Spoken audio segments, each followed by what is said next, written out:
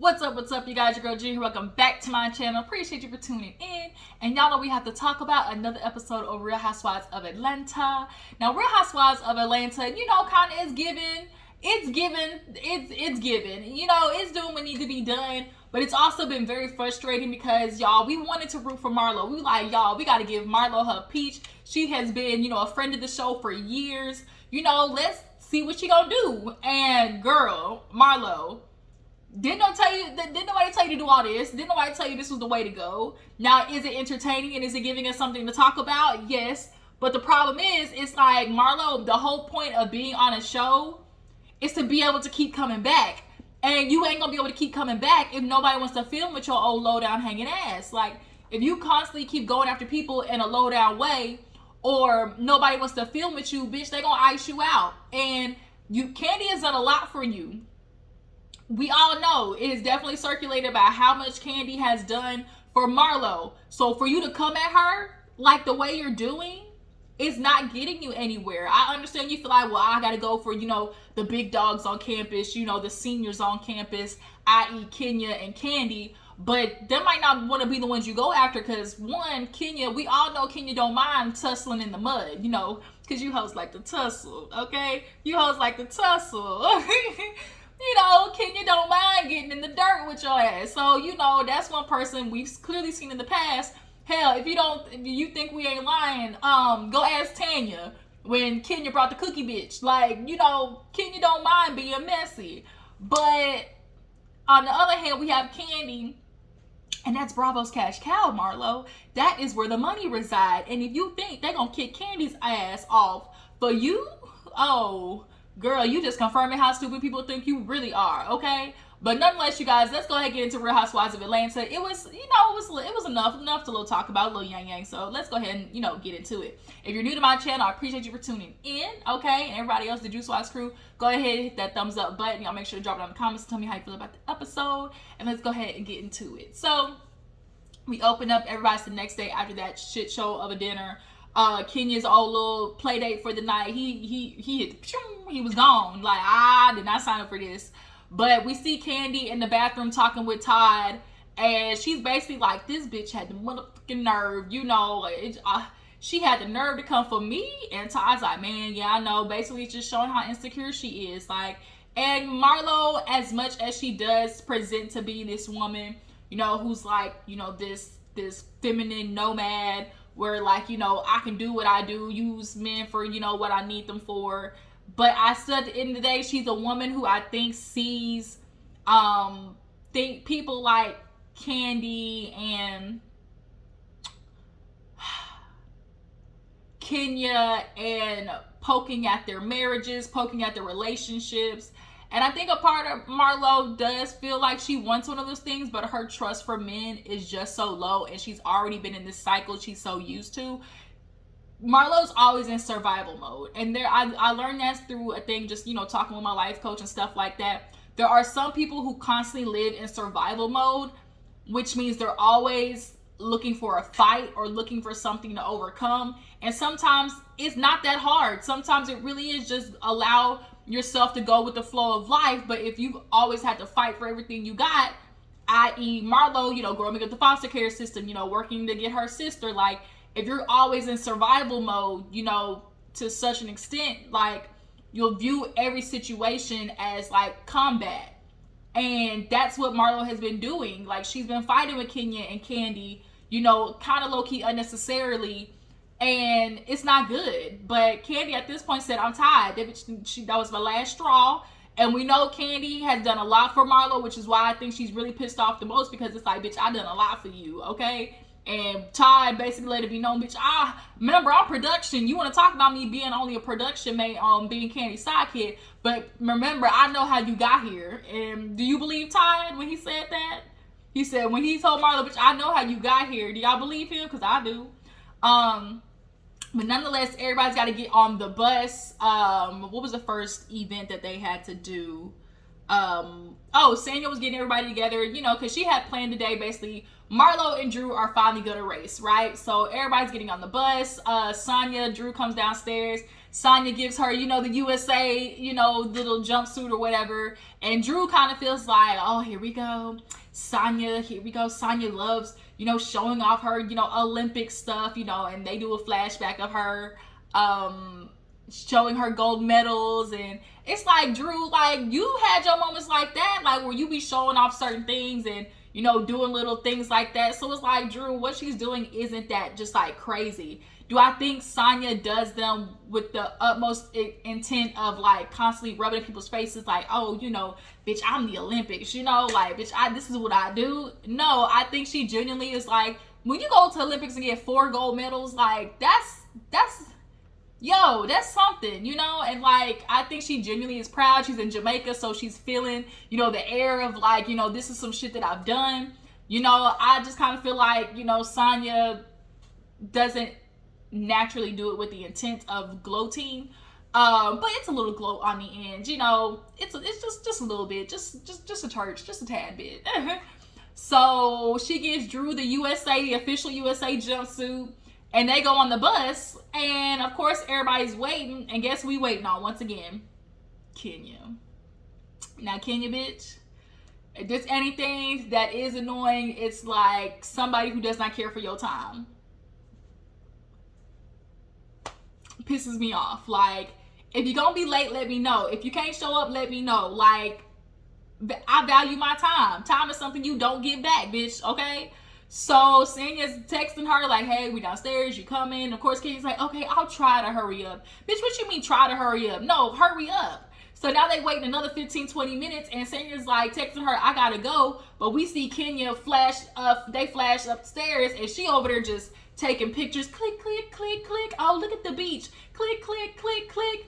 Oh, so nice. It's like, damn, Kenya act like these people ain't waiting downstairs. Like, they got somewhere to go. So finally, Sanya's like, bitch, we gotta go. And Kenya's like, oh, you guys are good. I'll catch up. So it's like, if you knew that in the first place, I think Kenya did not want to, like, go on that drive with them to avoid, having to either do something with Marlo, fight with Marlo on the bus. Like, I just think she doesn't like being in long-standing situations because she knows Marlo's going to start some shit with her. And I think that's what she was avoiding, to me.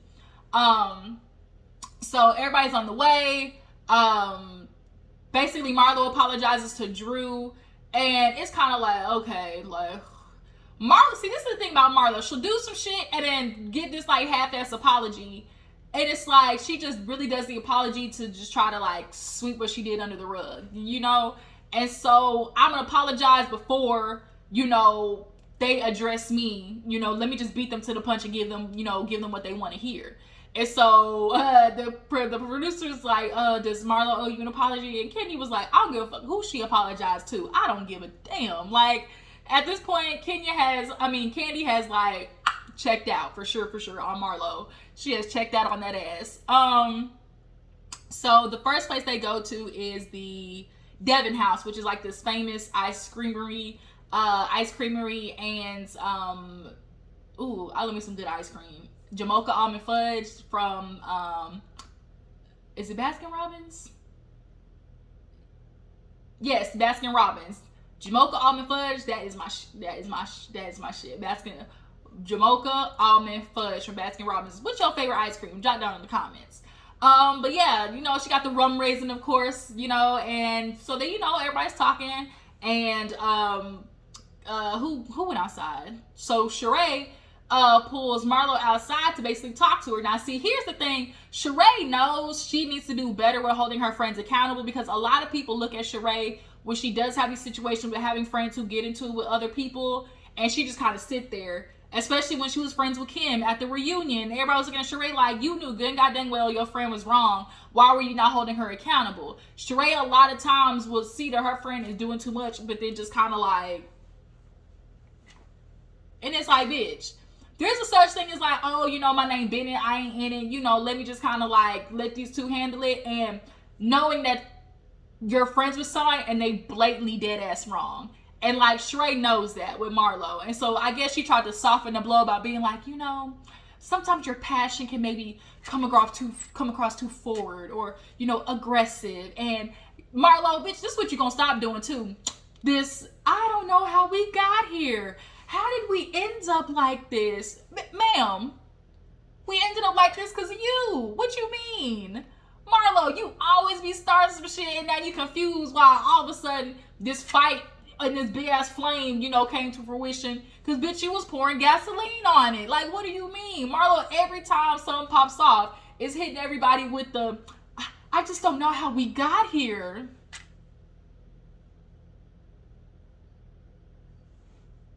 Okay. So Kandi, Manetta pulls Kandi to the side and she's basically asking, checking in on her. And Kandi at this point is like, man, fuck that bitch. Okay? She was like, done. Okay? Kaput. Stick a fork in it. Dead ass. Cut the cameras. Dead ass. Yeah, Manetta's like, why was she coming for you like that? And Kandi's like, bitch, I don't even know. Because what I was saying was valid and like, what she was saying was valid to some extent because it's like you going after Ralph and his parenting. It's like, bitch, you ain't the greatest either. And of course, we got to give Marlo some grace because, she did get thrusted into something as in like this woman has literally been single all her life. She's a single, unhealed black woman in America. So she's clearly got some traumas and issues that she needs to get through. But when you decide to take on the responsibility of raising two humans, like, you got to understand, like, it's no longer about you. And because you made that decision, you have to be able to reconcile that. And you can't keep going back and forth of like, oh, I'm good with them this minute, but the minute you get overwhelmed and you upset and stuff, it's like, let me chunk them over there for 30 days. Especially with the fact that your sister already has 2 kids and living in what, a 2-bedroom apartment that she said or something like that. So it's like, you knew that was foul. And like, oh, I'm gonna just wire you some money. No. So Kenya finally arrives, okay, with her old booty. Y'all, Kenya's booty looks a hot mess. And she's lost all the weight, tries to stay in shape. But see, that's the problem with you hoes when y'all get your ass done. You can't work out away silicone. That's not how this shit work. So when everything else is losing weight, y'all booties be sticking out like this, like a towel, just sticking out like this, and it's like, it don't look good. Every time I see Kenya, the ass is not assing. Okay, that's all I can say. So Sanya pulls her to the side and basically tries to confront her like, damn, Kenya, like, what's going on? You showed up late. Like I tried to, wait for you and everything. And of course, Kenya immediately goes into the, well, it's just, I'm just dealing with so much. And it's just, I'm not really telling everybody that this divorce is really, killing with Mark. And the past couple of weeks, I've been, Brooke has been telling me that she doesn't want to speak to her dad. And that's the last thing I want is for her not to, want to speak to her dad. And it's like, first of all, Kenya, the nigga ain't, you knew that, but you wanted a baby. Let's be honest. Kenya knew that marriage was not going to work, but for her, the risk was worth at least getting a baby out of the situation. Kenya wanted a child. A lot of women get in relationships and they would rather get in a relationship to have a child and understand that this shit may fall through later on down the line, but at least I got a relationship. At least I have a baby out of a relationship. And that's what Kenya wanted. This was her one time to shoot for a baby and then not have other bitches not be able to say, oh, but you just had a baby. You just a baby mama. Like, she got married. Kenya got married to that man, understanding that it was not going to be the healthiest and it was not going to be conducive to her. And as much as like, girl, you ignored the red flags, you did because you wanted the baby. I see it, Kenya, you wanted the baby. But now the problem is, the baby's having to deal with the collateral damage of that, of her daddy not being shit. And so Sanya's like, sympathetic, and so are we, but it is kind of a coincidence. Do you guys feel like Sanya was being insensitive, or do you agree with Sanya that, girl, Kenya, now every single time, like, somebody confront you with something, every single time you bring it on Mark and your baby. Now, it's not any doubt that you're feeling some type of way about your child and Mark. Absolutely. I do think that's valid. But in the moments in which you're saying that, oh, it's affecting you and hurting you, seems real coincidental. It's giving me real Lisa Rinna. And if you watch Beverly Housewives, you know what I'm talking about. It's giving real Lisa Rinna, okay? So Sanya's like, okay, all right, bitch, let me pat you on the back. Okay.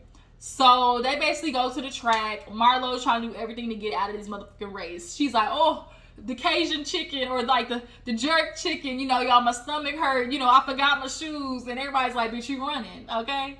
So they get to the track and they get ready. And Sanya, she does her little sprint, you know, her little 1-2-1-2. That bitch can stride, okay? She is a runner. And so she, you know, tells them to go change. So they come back as they're changing. Kenya's like, so are we still betting on it or what? Everybody's like, hell yeah, who we betting on? I died when Kandi said, this could be the whole race. And I still wouldn't bet on Marlo's ass, and you know, even though I know she will win.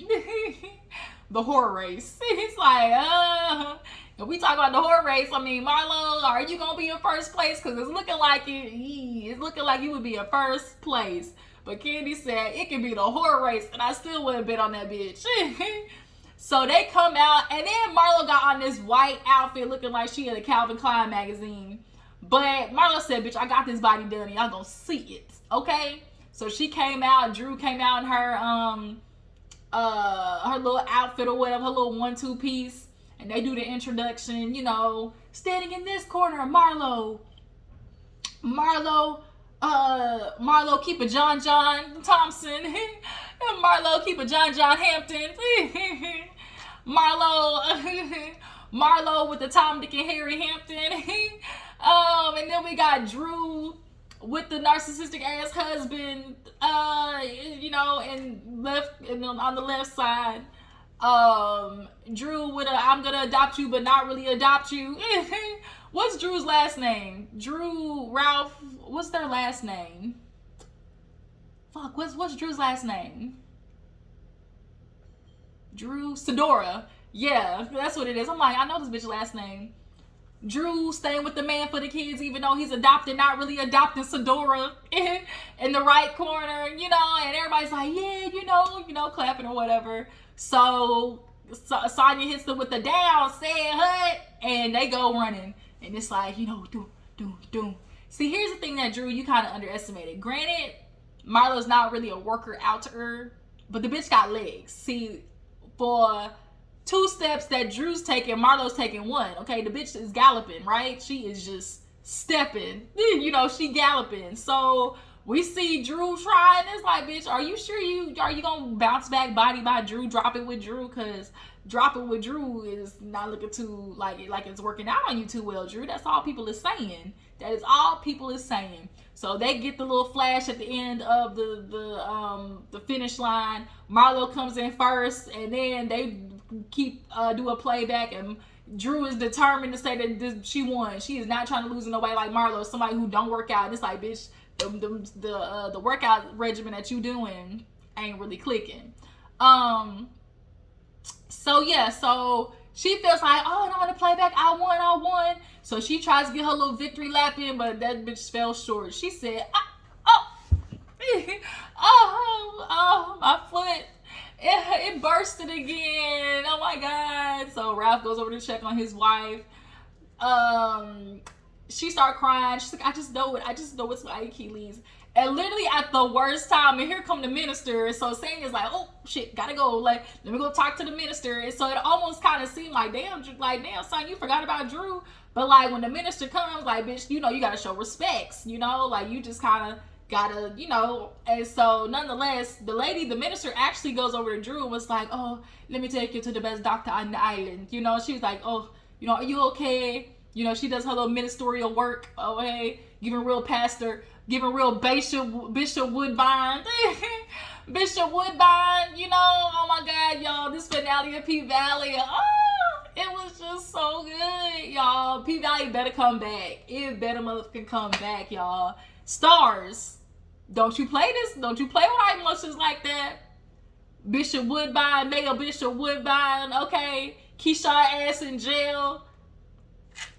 Diamond's still in the motherfucking trunk. And then Clifford and Lil Murder. Oh my God, it was just so sweet. I was just the way he just came up behind him and he hugged him. It was like, it was just so sweet. My grandma, but other scene said, I'm gonna go out. Bitch, if I'm gonna go out, I'm gonna go out, okay? But that was a quick sideline, y'all. P-Valley is the motherfucking show. But nonetheless, Mayor Bishop Woodbine / Minister of Jamaica lets her know, I can get you the best doctor on the island. So they take Drew, and basically everybody else is getting ready. So the iFit situation, basically, Sanya told everybody, okay, I'm gonna leave at 9:30. So the next morning comes, and it's like, only people was there was Marlo and who else was there? Marlo. Who else went? I think it was just Marlo.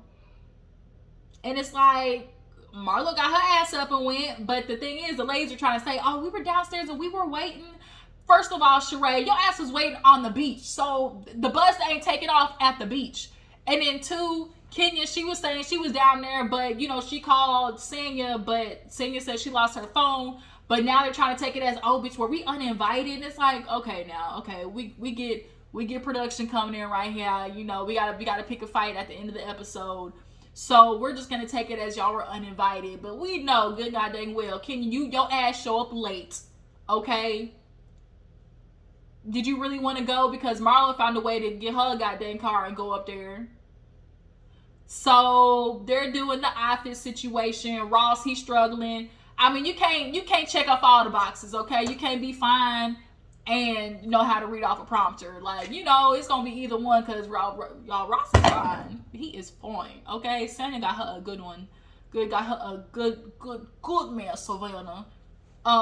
In the looks department. I heard the nigga ain't shit when it comes to raising his baby. So, did I say that? Did I say that? I mean, I'm not gonna say he ain't shit when it comes to raising his babies, but let's just say he finds, like most men, you know, other things to do with his time. They're doing the prompter or whatever, and he is fucking up. But Marlo, he finally gets it right, and Marlo squeals in the background like, and they all looked at Marlo like, bitch. And she was like, you know what, my bad. Let me go. So Sanya and Marlo, they go to talk. Kandi goes there to see Drew with her old busted ankle ass up, and basically to run lines. And so Kandi is trying to run lines with Drew, but she's trying to come off like, oh, you know, what is this, some Haagen-Dazs technique or whatever, Tantra, whatever the hell it's called, Haagen-Dazs, whatever. And so she's like, you know, it's about the smell. It's about the touch. It's about the, you know, the sight. And Kandi's over there like, bitch, I do this. Like, y'all, Drew, Kandi do this. Like, bitch, I watch her on The Shy every week. Kandi doing the goddamn thing. She got it. She just needs you to run through these lines, ho. So they run through the lines, and basically after, she was like, you know what? Just picture like you're talking to Marlo. You'll be good. And so Kandi's like, speaking of Marlo, that bitch, that heifer. So basically, she ain't cool with her. She's done. Drew say she messy. She tried to befriend Sanya. She not here for it. Kandi at this point literally says like, whoop that trick, get a whoop that trick. She is over Marlo. I've done so much for you, accepted so much for you, you know, try to get you on and going with your career, and like, this is how you repay me. So kick rocks and open toe shoes. Marlo's over there talking to Sanya about, you know, we should just be really uplifting each other. You know, if I'm down, you lift me up. And it's like, bitch, are you lifting up? Because it don't seem like it, Marlo. All the things that Marlo's wanting people to do for her, she doesn't do back. And that's one of those people like you got to be careful with, because they always want people to have the characteristics of a good friend to them. But it's like, are you exhibiting those good friend qualities? And that's what, in the beginning of the season, Kandi was like, bitch, when's the last time you called me? And then, you know, like, they were, her and Sheree was trying to get on to her. And it was like, girl, y'all don't be doing what y'all asking of me. So, no, you know. So, end of the night, we all know everybody's got to meet for dinner. They got to drag Drew's ass up there. Marlo tried to apologize to Kandi on the bus. Bitch, Kandi was not here for it. Oh, Kandi, you see this time I got Portia a car? Kandi was quiet. Hush. Oh, you're not talking to me, Kandi? Dang, it's that serious, Kandi? You ain't talking to me? Kandi was like, man, bitch, shut your ass up. Like, quit talking to me. Oh, that's what we doing? Okay, Kandi. Okay, Kandi. You know, I'm sorry, Kandi. I just want to say I'm sorry. She's like, keep your motherfucking sorry. At this point, Kandi literally is showing Marlo, like, this is it. Like, you done struck the last nerve with me. Like, this is the straw that broke the camel's back. Because you know how Kandi feel about her man? When it come to her food and her man. My man. Kandi do not play, okay? And Marlo, girl, I think she realized it. I think she definitely realized at this point, like, she might have done too much. And when they get to that reunion, Marlo, girl, you better come with your bulletproof vest on, bitch, because they is gonna be coming. So yeah, at the end of the episode, we see Sheree trying to basically confront Sanya. Sanya looked good in that outfit. She looked really good. I love that outfit on her. Sheree was like, oh, you invited me, you know, I was downstairs, and Sanya was like, I was literally down there. I got on the bus, I had work, I can't wait on y'all. Like, this is money, baby. Like, this is money. And Sheree's like, well, you know, all of it just felt like dang, like we were waiting for you. I wanted to be there to support. And so she started leaning on her, and Marlo was like, damn, I ain't gonna lean on this bitch and talk about it at the same time. She was like, you know what, just cuss it out tomorrow. And so they get to the table. Ralph reads his little monologue. It's like, okay, it sounds cute, but are you really doing that? Like, I don't trust Ralph, point blank, period. Ralph is just, I look at him and I just get the ick. Like, he just gives off like, bitch, don't trust him. And Drew over there all googly eyed. I'm just so happy, you know, that he's a man in my son's life. So I guess we'll table the adoption conversation for right now. And it's like, bitch, like, this man told you he was gonna adopt your son. Like, and then now all of a sudden it's like, how you gonna renege? Renigga? Like, how you gonna renege? That's why you can't trust no nigga like that, especially to consider absentee father's feelings over the son and Drew's feelings. Like, fuck out of here, Ralph. He did that on purpose. He knew that was a way to be able to use it as a scapegoat for why he's not going to adopt Josiah. I can't. So basically, Sheree tells Kenya what was said, and now Kenya's starting with Sanya. Well, you wouldn't invited me. I showed up. I was trying to be there to support you. Sanya's like, bitch, if you really want to support me, you really could have caught a cab like you did yesterday. The fuck? Like, you know, don't try to come for me. And Ross stood up and was like, hey, with his fine ass. Ross. Anyways, he stood up and was like, hey. Everybody was kind of like, ooh, oh shit, because Ross is a man of not many words. He's a man of few words. So the fact that he stood up, I think he was like, you know, I'm looking at two women trying to come after my wife. But here's the thing, Ross. Getting in the female business in a certain way can be misconstrued. And I get you want to defend your wife, but a man hopping in female business, they don't take too kindly to that. They like to poke holes in that shit. So I'm just gonna hold my sentiments and see what he actually says next week on the episode. So yeah, you guys, that was Real Housewives of Atlanta. Y'all tell me how you feel about it. Y'all feel like, is Marlo doing too much? Is she deserving of a second season? Do you guys feel like Kandi's entitled to, or is Kandi is just as much fault as Marlo? What do you guys feel about Sanya as her first season?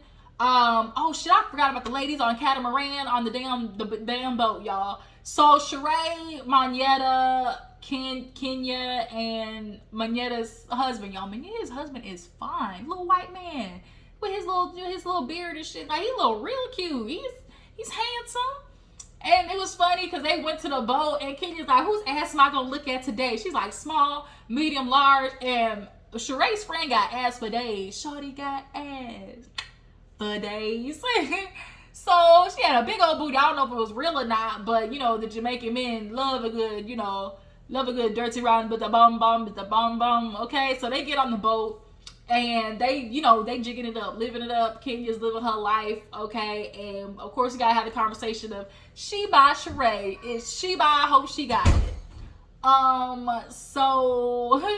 So they asked, you know, Sheree, you know, what's going on? She's like, you know, this is just really going good. You know, I'm just, you know, dealing with things. I'm going to do a fashion presentation.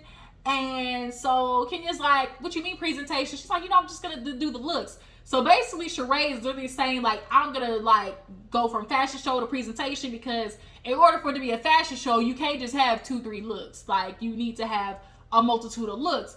But I think, Sheree, what you're suffering from is you're overcomplicating things. Like, start out literally, go get your ass some t-shirts from the store, go to the printing store and have them print She by Sheree on the front. You have literally been sporting She by, She Not Coming all goddamn year on this season, and it's like, don't make it complicated. You're trying to get prints and fabrics from overseas, and like, girl, you literally can go into Atlanta, find a store that sells shirts, and take them shirts over and get them printed online. There's literally a bunch of online places that print on t-shirts. Like, it's not that complicated, girl. I think you're trying to overcomplicate things, and like, it's just the beginning. Like, Sheree, like, just you know, dip your toe in the water, and then allow that money to come in for you to then improve and really get more. If you want to get more into, like, you know, the couture, or, you know, more like, you know, athletic, athleisure, you know, in the store type of clothes, then you'll get there. But just start out with, literally all She by Sheree need to start with is a woman's shirt, sports bra, legging, jogger, and shorts. Like, those 5 pieces, and maybe a different color or a different She by Sheree font on the front, and like, let it be that. But it's kind of looking, like I said, like, She don't got it. She not coming. She gonna go back home, okay, alone. She broke. Like, it's just like, ooh, Lord, Sheree. Ooh, Sheree. Your ass worried about this motherfucking convict that got your ass twisted. And now you just all fucked up in the head. But yeah, you guys, Real Housewives of Atlanta, y'all tell me what you feel. Do y'all feel like Sheree's gonna be able to get all her pieces in on time or not? Make sure y'all follow my Instagram and Twitter, and I'm gonna catch you guys later. Bye.